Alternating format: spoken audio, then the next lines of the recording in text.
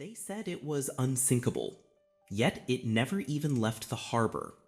Before its maiden voyage, it caught fire, sank twice, and killed several of the men who built it.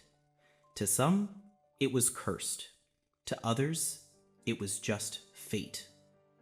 This is the story of the unluckiest ship in history, the SS Morro Castle, a ship doomed before it ever truly sailed.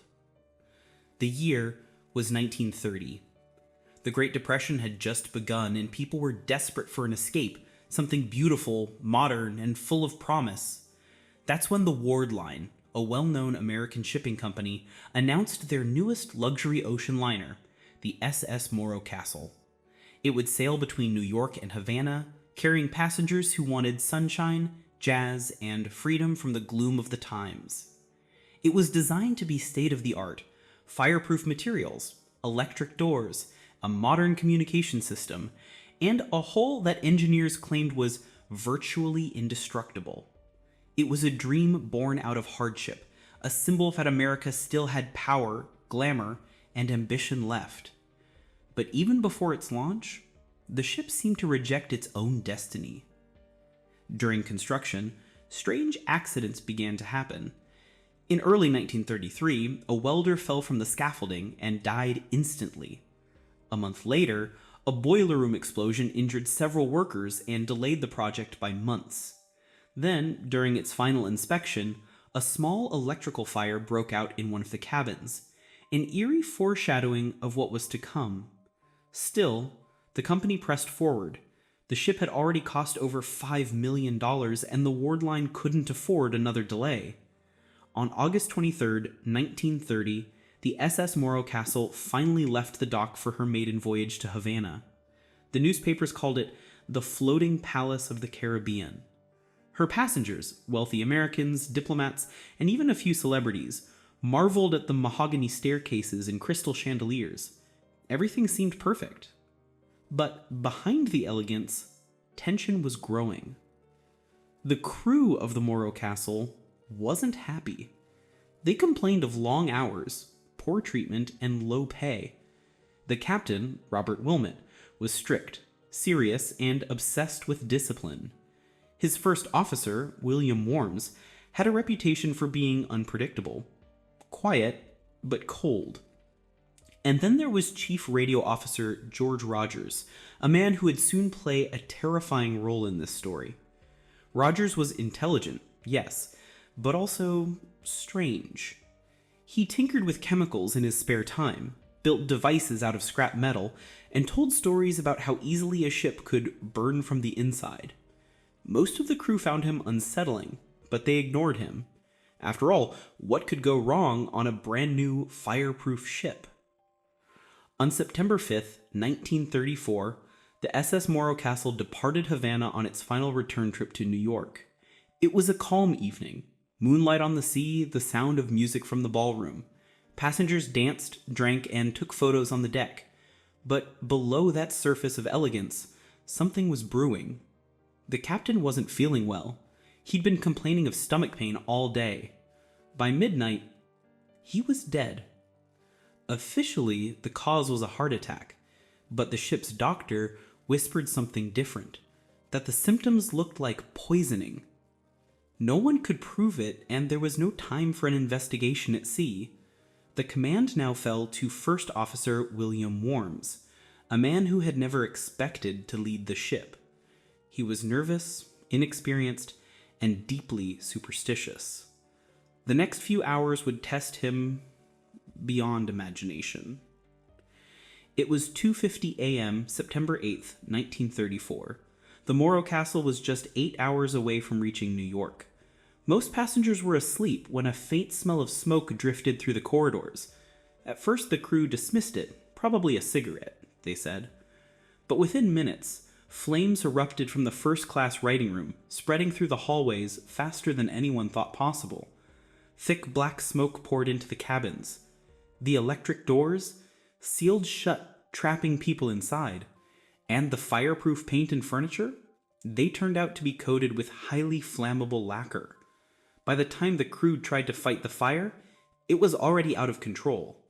The power went out, The radios went silent. The once beautiful ship was becoming a floating furnace. Survivors later said the decks glowed red like the surface of the sun. Panic spread. People jumped overboard, their evening gowns and tuxedos catching fire midair. Others tied bed sheets together and tried to climb down the sides of the ship, only to be swallowed by smoke. The captain was dead, the officers were confused, and the fire raged unchecked. And then, something strange happened. Chief Radio Officer George Rogers, the same man who had once joked about burning ships, refused to send a distress call for almost 45 minutes.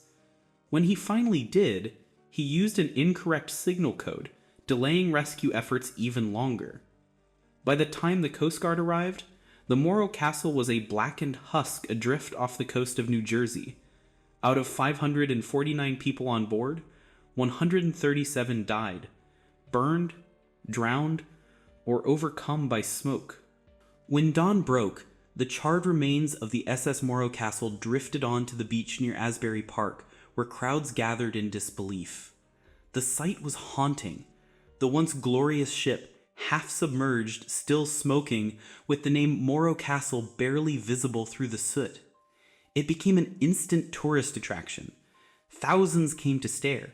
Some even bought pieces of wreckage as souvenirs. The newspapers called it the ghost ship of the Jersey Shore. But questions quickly followed. Why had the fire spread so fast? Why did the alarms fail? And why had the radio operator delayed sending for help? When investigators examined the wreck, they made several disturbing discoveries.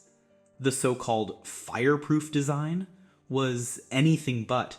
Nearly every wall had been coated in nitrocellulose lacquer, one of the most flammable materials ever made.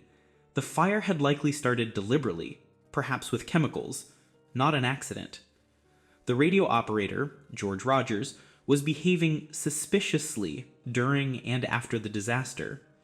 Incredibly, Rogers survived, and when questioned, he gave vague, contradictory answers about what happened that night. There was no proof to charge him. At least, not yet. After the Morro Castle disaster, Rogers became something of a minor celebrity. He gave interviews about the tragedy, portraying himself as a hero who kept calm while everyone panicked. But just a year later, his dark side resurfaced. In 1935, Rogers was arrested for attempted murder after a bizarre explosion at his home injured his coworker. Police discovered chemicals, weapons, and blueprints of electrical devices, the same kinds used on the Morro Castle. Then, in 1954, 20 years after the disaster, Rogers was finally convicted of murdering 2 neighbors by carbon monoxide poisoning. He was sentenced to life in prison, where he died years later, still insisting he was innocent. Many historians believe Rogers was responsible for the Morro Castle fire, but since the evidence was lost at sea, the truth has never been proven. Looking back, it's hard not to feel that the SS Morro Castle was cursed from the start. Accidents during construction, mysterious deaths, a poisoned captain, and finally a fire that destroyed everything, all in the span of 4 years. But perhaps curse isn't the right word. Perhaps it was hubris, the human belief that we couldn't outbuild, outdesign, or outthink fate. The Morro Castle was supposed to be a triumph of modern technology. Instead, it became a floating grave and a grim lesson in what happens when arrogance meets oversight. The disaster led to major changes in maritime safety: new fire codes, better communication systems, and stricter crew training. In a way, the victims didn't die in vain.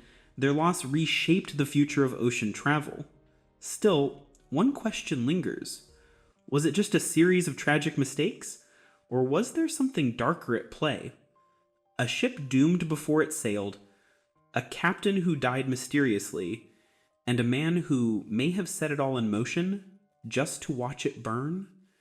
We may never know the full truth, but every time a ship leaves port, gleaming, new, and unsinkable, the ghost of the Morro Castle still whispers across the waves, reminding us that no ship, no matter how advanced, is ever truly safe from the human hand.